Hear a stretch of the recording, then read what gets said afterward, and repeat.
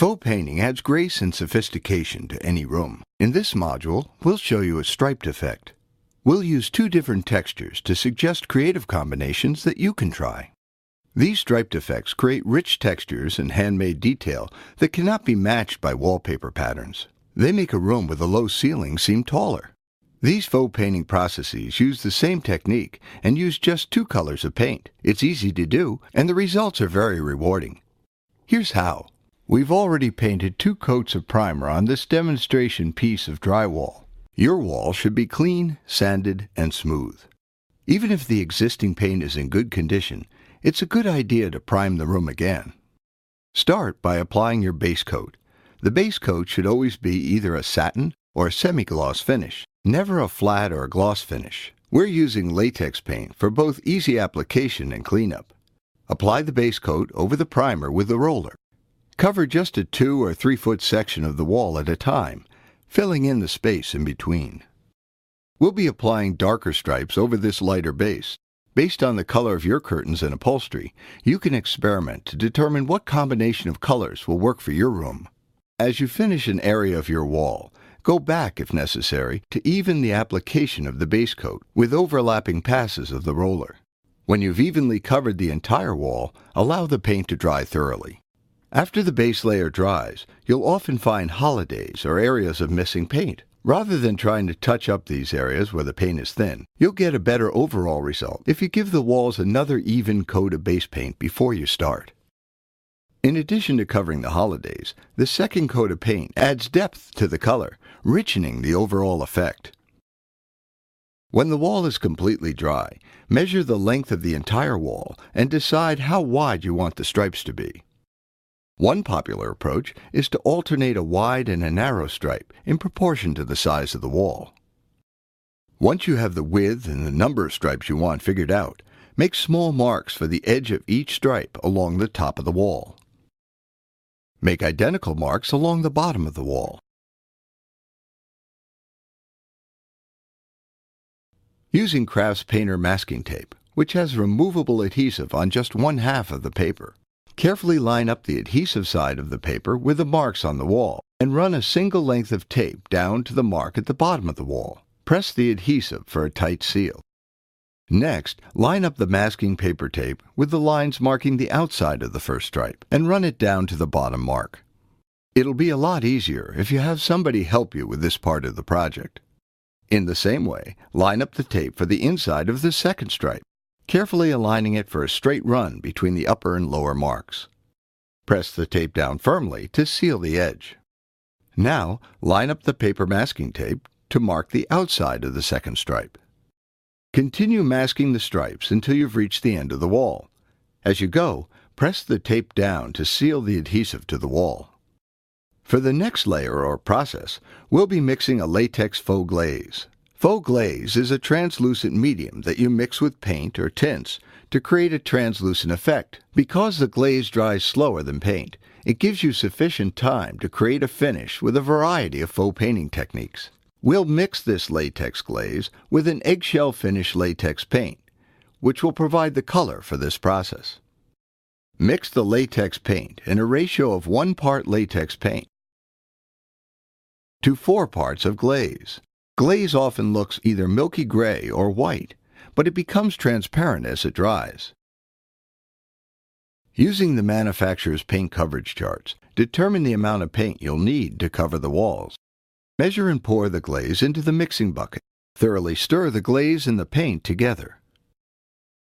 Before you start to paint the first stripe, stop and carefully press the edges of the masking tape to set a tightly sealed edge. And then using a quality 4-inch latex paintbrush, apply the single process glaze to the wall within the masked area of the stripe. For the next step, you'll need to be wearing painter's gloves. Shake out and crunch up a clean white cotton rag into a loose ball, and gently pat the cotton rag on the wet glaze. This process removes the glaze to set the pattern. As you pick up some of the glaze, turn the rag so you continue to work with a fresh cloth.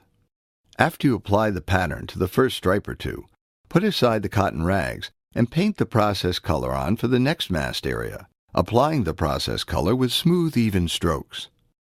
wad up a new clean cotton rag into a loose ball, and lightly pressing the rag onto the wall, apply the pattern to the next stripe by removing some of the processed glaze. The trick to getting the pattern to extend right up to the edge of the stripe is to take a dry chip brush and lightly tap it along the edge of the stripe where it meets the masking tape. After applying the pattern to a couple of stripes, step back and look at the results. If the pattern's too severe, you can use a clean cotton rag to soften the effect. As soon as you're satisfied with the pattern on the first couple of stripes, remove the masking tape by slowly and carefully pulling it out and away from the stripe. Remove just one piece of tape at a time, but don't delay. The longer the tape stays on the wall, the greater the chance the paint will creep up under the masking tape. If the processed glaze does bleed up under the tape, simply wrap a clean cotton cloth over a paint scraper, and holding the edges of the rag to keep the cloth from touching the wall, use the edge of the cotton-wrapped scraper and carefully scrape the paint away. Any remaining paint can be covered with base coat, applied with a small modeler's brush. The result is an attractive two-color faux stripe with a classic look. There are many variations to this striped approach. Here's how to do a texture-on-texture striped effect. To obtain this effect, we've mixed an eggshell latex paint with a slightly darker tone than the base coat. We'll use a ratio of 1 part of this latex paint to 4 parts of latex glaze. Thoroughly stir the latex paint and glaze together until they're completely blended. Roll the first processed color glaze over the base coat, covering about a 2 square foot area at a time. Use a random pattern. Leave a little extra glaze at the edge of the area you're working. This is called leaving a wet edge, and it will make it easier for you to blend the edge of the section you're working on with the next area you start. With the glaze laid down, wad up a clean, lint-free cotton rag loosely in your hand. Starting at the top, lightly pat the surface of the glaze, laying down a pattern by lifting the glaze off the wall. This is called a subtractive faux process. As your rag fills with excess glaze, rearrange the cloth to expose new, clean areas of cloth. As you complete each work area, lay down glaze in the adjoining area, again leaving the edge wet to make it easier to join each segment together, and then pat the area to create the faux pattern. The result of this ragging technique is a rich, textured, hand-finished faux pattern for the base. Now, allow the glaze to dry completely. As we did in our first example, measure and apply paper masking tape to the completely dry wall, alternating between wide and narrow stripes. Be sure to press down the edges of the masking tape to assure a tight seal. Next, we've mixed up a darker tone of green paint for the complementary stripe. As before, we'll mix 1 part of paint to 4 parts of latex glaze, and mix well until thoroughly blended. Again, press down the masking tape before applying the paint to each stripe.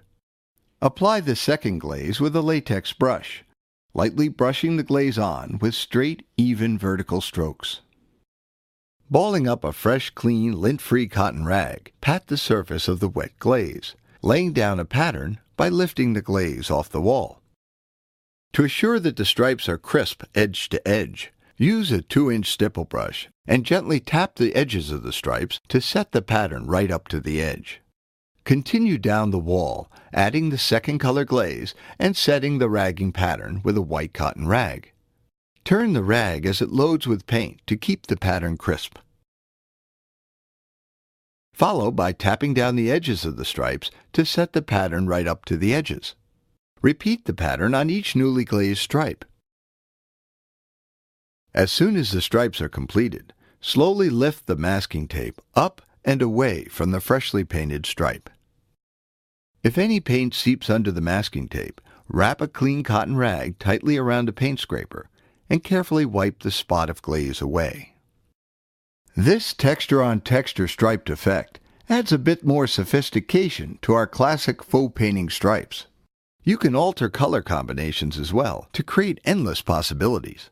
But the result is always the same, a classic faux painting pattern rich in texture and sophistication.